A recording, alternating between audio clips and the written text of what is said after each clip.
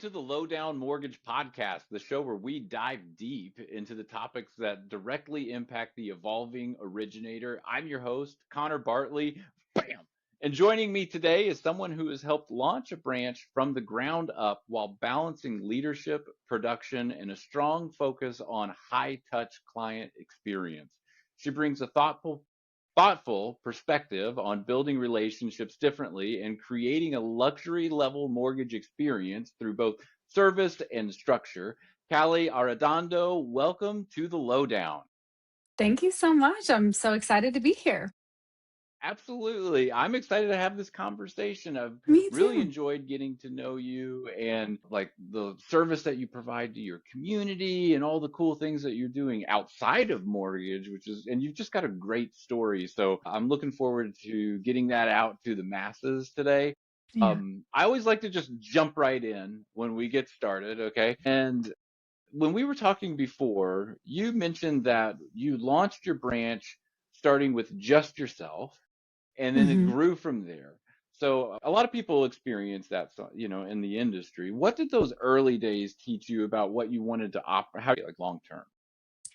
It definitely taught me everything of like what I want to do long term. I had a really unique experience because where I work wasn't actually in our market. And so, like, the company wasn't known, the products weren't known, the ops team wasn't known, because you got to think that's a large part of like a loan officer's success.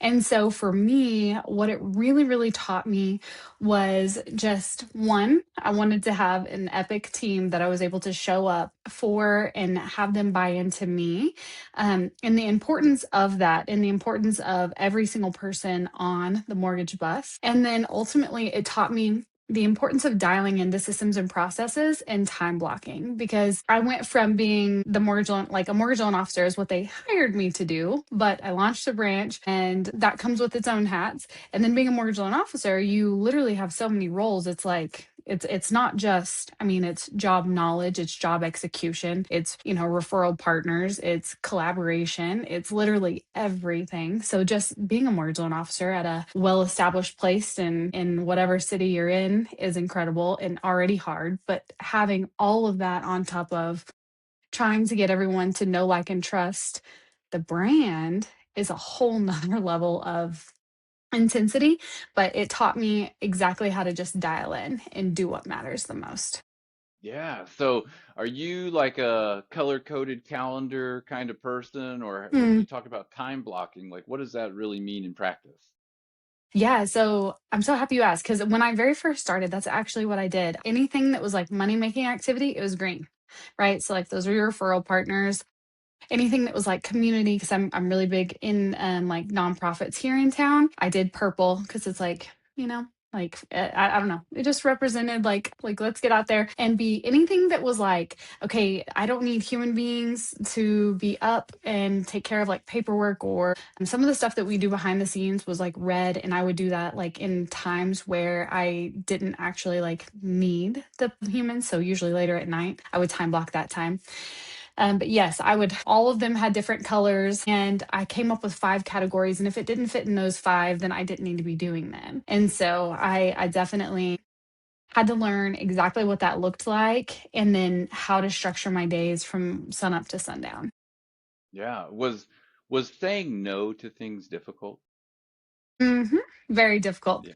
I would say it still is a little difficult. I'm like, I really want to do this. And like when someone asks me, something, I'm like, I love that person and I honor them and I respect what they're trying to do. It's just currently in this season of life, it just doesn't fit. Doesn't mean in 1 year that it won't. So please ask me again. But right now, today, this isn't my best yes. So Yeah. I can't I do love it. the way you answer that because I think that's so important to emphasize that we do go through seasonality in our Mm-hmm. lives, which means we can take on different things at different Mm-hmm. times, but we need to Mm-hmm. recognize when we're in a Yeah. particular season and be comfortable with saying no if it doesn't fit what we're Yes. in at the moment, right? So I really Yeah. appreciate the way you phrased that. So when you kind of look back on your journey from lending and into leadership and that evolution, what experience have really kind of shaped the way you approach relationships and your customer service today? That's really good. So, as you know, I actually have a unique like enter into the mortgage, and I think most people do in mortgage because like you don't go to college and say, "Hey, I want to be a mortgage loan officer," right? There's not really a path for that. But mine, I got my master's in 2015, and I was pretty heavily in the fitness industry here in Amarillo, and I was had the great opportunity of like opening up this really luxury like high end gym, and then I opened my own store, which was a higher end. It was a boutique where we sold like just fit like really it was called athleisure. So anything from activewear to like you know how women are just leisurely but in activewear, but it was all like high end like products. We always wanted people to come in and feel beautiful and leave feeling beautiful, kind of a thing. And so fitness is a huge part of like who I am.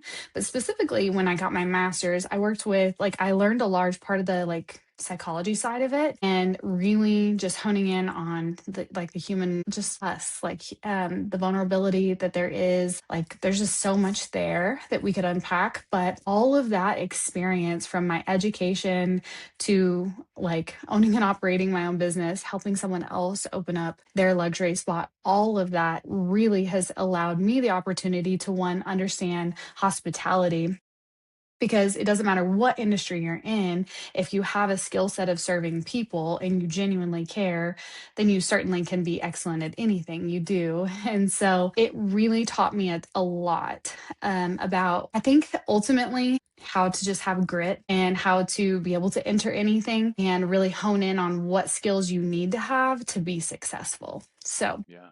definitely. And in leadership, I would say it taught me to be really gracious and gave me the opportunity because sometimes like I'm very like every second of my day is planned. And so it taught me how to have like hot takes with my even though like my employees probably don't even realize that what I do and why I do it, but it's all of those experiences prior that I was able to hone in on now of like, hey, this is what I need from you. What do you need from me? And just doing those daily check-ins and really being able to just run from there. So, Yeah, yeah. Now you've described like your business in mortgages like high end, luxury mhm, level, and even mhm, with what you were doing with athleisure, which I love mhm. because you've defined what you want the process to be like and what you want the Yeah. client experience to be like. What does that actually look like though in your day-to-day process with clients and referral partners? Okay, so this I will say, in order to explain this, I'm gonna have to tell a backstory. And if anyone is listening to Go this for that it. actually knows me, knows that this is exactly who I am as a human. I'm like, you got to understand why I'm about to say what I'm about to say. So backstory is when I very first started the credit union, it was kind of like a sink or swim onboarding, right? I'm like, oh gosh. I was very much like, felt like spaghetti was thrown at a wall, and I'm like, I got to figure it out. So 6 months into it, I'm like crying to one of my confidants. I'm like, I think I made the biggest mistake of my life. Like, I'm like panicking. I'm like, what do I do? And she was like, you need to do what Callie would do any other place. And I'm like, okay, but like, what should I do? And so what I did was I started meeting with realtor partners. So the unique thing about Amarillo specifically is we're such a tight knit community, and realtors like there most of these people that I work with like I've known for a large part of my life, right? Like whether it's from middle school, high school, college, any of the nonprofits that I'm a part of, like I've known them and I'm able to have these raw conversations with them. So I dedicated 6 months to 9 months of pure research is what I thought. And what it was I was meeting with them and I wanted to know like why do you choose the lender you choose? How like what are the vulnerabilities in your position? Because I know what I think it is, but I want to know like from you, what does that look like? And I met from people who do, you know, crazy amount of volume to very, very brand new. And like I wanted to know what makes them tick. How and like how could I step in and be a solution for them and really like just really show up and get it done, right? So I spent all this time, and the high summation of everything that they were saying um, was communication, right? Like there are going to be some of those referral partners who are like, I just want your money, I just want to buy leads. taking that out, because that's not a sustainable business for them, and they eventually figure that out, right? And so taking that out, if you ask everyone else that is genuine, who wants to make this a lifelong career as them being a realtor or a builder or a financial advisor, whatever those referral partners are, like, what does it look like? It is communication, communication, communication. It's knowing that you, Kelly Arredondo, know job knowledge, and then you can execute. That was it. Communication, knowledge, execution. And that's so, so vital, because I don't know how many times I get a call and they're like, "Hey, I see you online. I think I want to be a loan officer." And I'm like, "Oof, okay, good Buckle luck." up. All right. Because if you don't know, like, I think that we do such a bad job of like, oh, it's so simple. It's actually really not. Like, it is not easy being a loan officer in terms of the knowledge itself. So, in order to give a luxury experience, it's from the basics is knowing what you're doing, knowing the guidelines, knowing Fannie and Freddie, like, and being able to be confident when they call you and they're like, "Well, so and so said," and I'm like, "Well, they're not reading the guidelines here. This is what the federal guidelines are. This is what we can and cannot do. This is how I can serve you. Here's the solution, or the solution, which do you want to do?" Like, so ultimately the high-end experience is always like being on top of your knowledge, staying in front of the trends, being well versed in the economic forecast, knowing what it means, because we, like, at the credit union, we have some cool things that we do where we can float down rates and stuff on every single person that we have. And so anyways, but essentially it's knowing, knowing, knowing. So being intelligent is really important. The second thing is execution, and that is really important, of like you and your team and being cohesive. That is dialing in the system and process and hiring a team that is bought into your idea. Because I mean, there's statistics out there, and I wrote them down, but 1 in 3 LOs will leave their job in each year. The turnover rate is 32%. The tenure of being a loan officer is 3.9 years. That's Yeah. insane. 25% of producing loan officers will change annually. 14% of those will go to a whole different industry, which makes me so sad. Burnout for the first 90 days of becoming a loan officer is 60 to 80%. Wow. 80% of loan officers in their first year will leave. And the reason why that is, in my opinion, is they don't know their stuff. They don't have a team to execute because they don't know where to begin, because it's just chaotic, right? Like, you don't like, I was in a sink and swim onboarding. They didn't teach me how to do systems, processes, or like boundaries, or teach me like long-term sustainability. Like, that was stuff that I Sure. had to literally sit down and be like, this is what it is. So I had to start with, what do the realtors and everyone need? And then I built it from there. And then I'm able to do the communication because I know exactly the pain points that they have on every single loan. So I have it mapped out where one of the processor on, she's on my team, like, 1 day a week, every single Tuesday, she is sending out to active contracts all the people on the loan. Like, every single person who's on the loan, whether it's the listing agent or the buyer's agent, gets an email. But what does that do to her?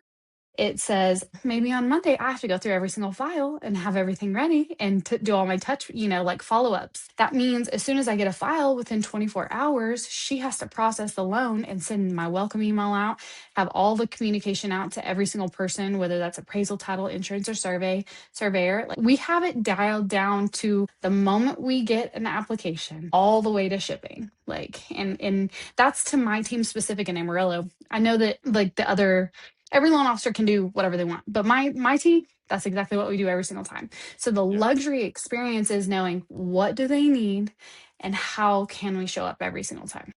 Yeah. Well, the way I interpret everything you just said is Hmm. there's really two ways of thinking. There's a rich way of thinking and there's a wealthy way of thinking. There's a rich mindset, there's a wealthy mindset. A rich mindset is very short-term thinking. They want to just I want to get to the result as fast as I can and then get the next result and the next result. It's just one at a time.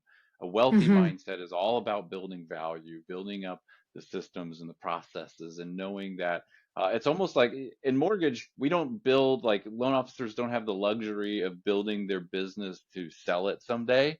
right? Like this is Mhm. not like you feel very entrepreneurial, but when the career is over, it's over.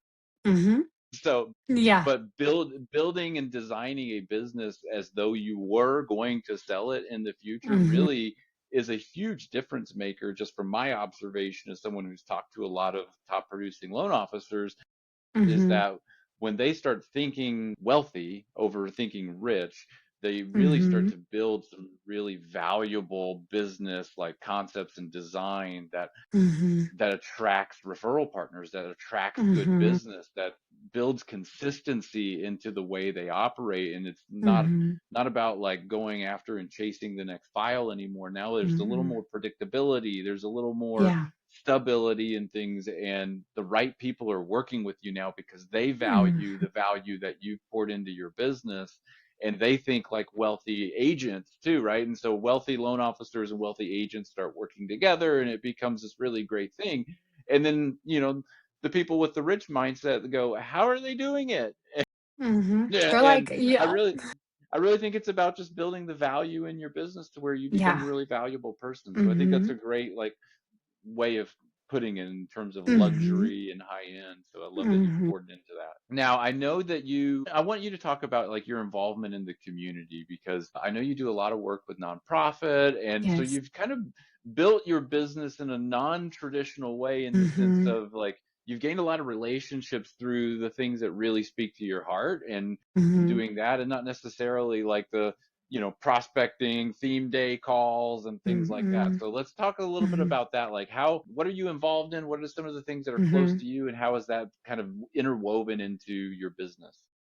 Yeah, so I am a part of a lot of local nonprofits, around six of them. We do a lot of events here in Amarillo, and really what it is in terms of, and I could give you a list of names, but the high summation of it is all of them serve women and children here in our area. There is a lot of need that has like there's so much that we need to be doing. And before I ever even got in mortgage, I was a part of different organizations. And so it wasn't like I became a loan officer and I'm like, oh, now I need to get plugged in because it's going to get me business. I've genuinely showed up as just like a community helper my whole entire, adult life. The very first organization that I got into was the Junior League of Amarillo, and it's probably one of the dearest things to me. And I ended up going throughout all the years, and I was the president, and then I'm now sustaining. But it was an amazing opportunity. And every single year, the community placements there change. I've been able to serve on the board several times in that aspect. And I'm part of a lot of different organizations now, like Amarillo Angels, which essentially helps foster kiddos. Like we just have so many organizations here that I have the ability to be a part of, and I get to be on committees that plan events. We essentially, though, all of them just raise money to give back to whatever their specific focus is. And I love that. So it's really cool because I would say that all the people I've met along the way, every single year, there's one big event for every single nonprofit. And I've had the really awesome opportunity to get to know these people. As a loan officer, if someone knows, likes, and trusts you, they're going to refer to you. And it's really important to me because, you know, back to I know this is a little outside of your question, but the reason why I chose the credit union is because it partnered with what I'm doing in my personal life. It really is important, I think, to do that because the community involvement, because you can't work for somewhere that doesn't represent what is being done in your personal life, in my opinion. I mean, you really have to hone in on like who do you want to serve as a loan officer? Like who do you want to be? Who do you want to represent? How do you want to get business? Who do you want to serve? For me, it's every person that I get to serve, in my personal time. Like I want to show up genuinely there in professional and both. Um, in my personal as well. I think it's great. I love that you found that balance, and I love the emphasis that you place on that, like the alignment of Mm, what you do. When work and life are in harmony with one another, and hmm. work is a part of life, and life is a part of work, and it all sort of mixes together. Yeah. Then you're not like hating your job. Right. Yeah. Yeah. and just sort of like punching the clock and, hoping that Mhm. it's over soon so you can go do the other thing that you really would rather be doing. And so, like, I love that you've found a way to fit it all in to the same thing and in one, like, mission moving forward, which I think is great. Did you have Yeah. anything to add to that? Yeah, well, I was just gonna say, I would say that the reason why a lot of people, I think, get out of mortgage, is because the long hours and the imbalance in the work life balance. And so I think it's really, really important to like hone in on like, and I didn't know this as a very new loan officer. I knew that I wanted, it to represent both because like I don't want to be misrepresented in my professional life or my personal life. So I wanted them to be very similar in my mission and vision of like what I want to do as a human being. So, but I think that just knowing that like we're going to work a lot of hours and they're going to be long, long, unpredictable ones, like finding like how you get business has to be peaceful, like, so I'm never going to be a traditional lender where I'm, dialing and doing all that stuff. That's not really like who I am. I genuinely show up for people and they naturally genuinely do the same for me. And so Yeah. I think that it just ends up being a really beautiful, beautiful thing. Yeah, I love that. So, for anyone who is listening to this today Mhm. and they're trying to figure out, because I talk to a lot of loan officers that they tell Mhm. me, I know I need to do more, like promote my brand, I need to do more social, I need to do whatever, right? Like it's Mhm. on everyone's mind. You go to any conference, there's going to be some speaker that's going to talk about it. Yeah. You do a good job of it. I see you on social frequently. Like you're out there, you're Mhm. building a brand. Like where should someone start with that? Mhm. And if they feel overwhelmed by it, like Mhm. what should they do first? Yeah, so that's a good question. So I would start, this is what I did, and I mean, take it or leave it, but I wanted to know, like, specifically, I sat down and was like, what, like, who do I want to serve? One, because that matters on how you advertise in terms of your referral partners, whether that's a builder, insurance agent, like whatever, however you get business, who do you want to serve? Who do you want to serve clientele wise? And like, what do you want to represent? Like, when someone is referring your name, what do you want them to say about you? So, like, I know that there's some loan officers that are like super fun, like, they're like hilarious and they post all these like funny memes or whatever. That's really not going to be me, Callie Arredondo, because I want to be honestly a mortgage resource that you trust. And I'm not saying you can't trust people that send memes or whatever that looks like, and that's fine. But like I know myself, if I'm making a large purchase, I'm definitely wanting someone who is educated, someone who is actually paying attention to the forecast. I want someone who knows their stuff. I want to know, like, I mean, like there are things that I'm looking for as a loan officer. And then that's a question I ask myself, would I get a loan from me? Would I? And whoever that person is, that's what we need to start advertising. And so you'll see, of course, like on my social media, we finally have marketing where they're creating some stuff for us and advertising some stuff, which I love. But I do a lot of like, hey, this is like who I am in the community. I'll sprinkle in my kids here and there.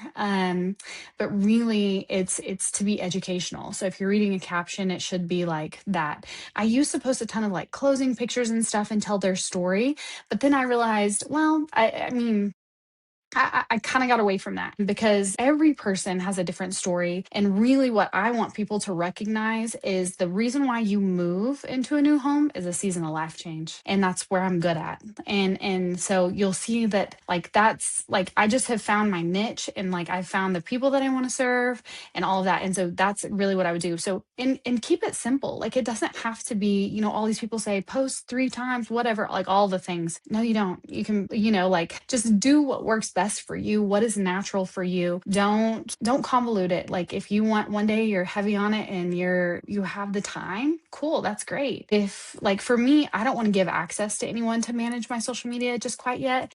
So, because I want like people to see like behind the scenes of like, what does it look like to be with us, as a team and that kind of a thing. But ultimately, I think my biggest encouragement would be like, who are you as a lender? Who do you want to be represent? Like, who do you want to represent? What do your people need from you? And then go after it and educate them, Great. be whoever it I is you're love supposed that. to be. Yeah. Yeah. What I enjoy about our conversation, Callie, is I can tell that you've run a business before because you speak in those terms, right? And Mhm.